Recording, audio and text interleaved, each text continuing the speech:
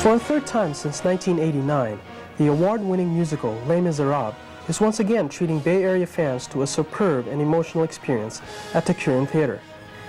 For Filipino Americans, however, it's double the treat. In the much-acclaimed musical production, the memorable role of Fantine has fallen on the lap of a young Filipino American, 26-year-old Joan Almedilla. I was born and raised in Cebu City, Philippines, which is central Philippines. I moved here when I was 19. Singing has always been a part of my life.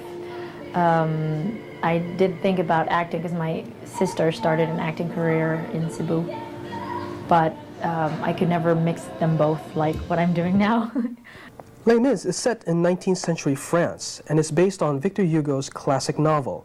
For Joan, a resident of Long Island, New York, being cast as a French woman was a bit of a surprise. Well, I admit I was really intimidated at first because I do not look French at all, although thank God for makeup. But yeah, I sort of like underestimated myself, like I can't do this, I'm just gonna go ahead anyway and just audition. Les Mis, by all means, is not the first musical production for Joan. In 1995, she landed the role of Kim in the Broadway production of Miss Saigon. When I auditioned for Miss Saigon, that audition time when they asked me to rehearse the role, they didn't really tell me that I am going to go on stage. They just said that they want to rehearse me because there was a new engineer for the Broadway company and they just wanted to have a Kim there to rehearse with him.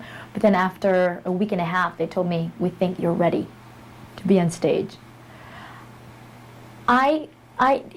Oh my God, it took me months to let it sink in. I guess it did come out just in a natural way, but I did come to a point where I realized, oh my God, this is serious. Joan, no doubt, takes her work very seriously.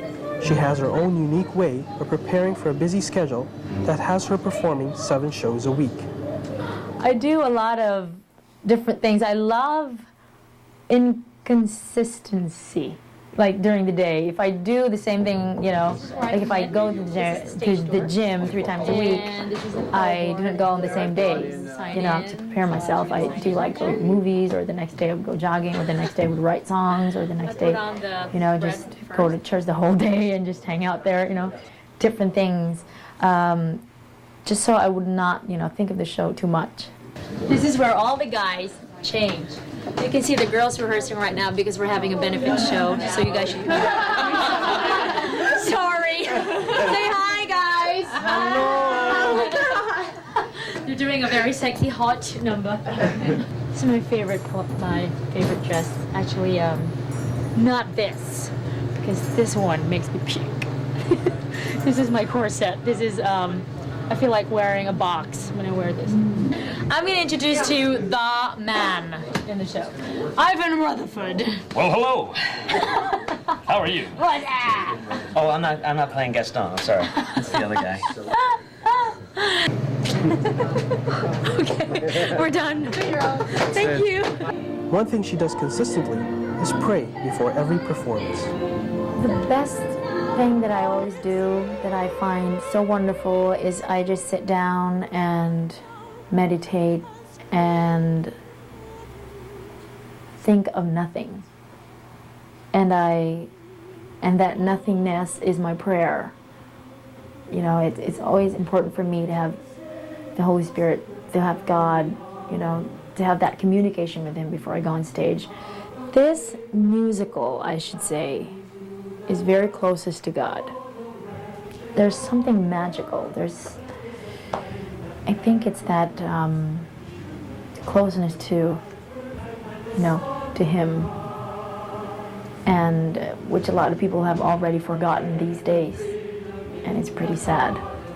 And I think those people that watch, they're like, oh my God, some of them are reminded, some of them agree, and most people leave the theater and say, oh, that, the people that I talk to, they're like that last, the ending, it's just true.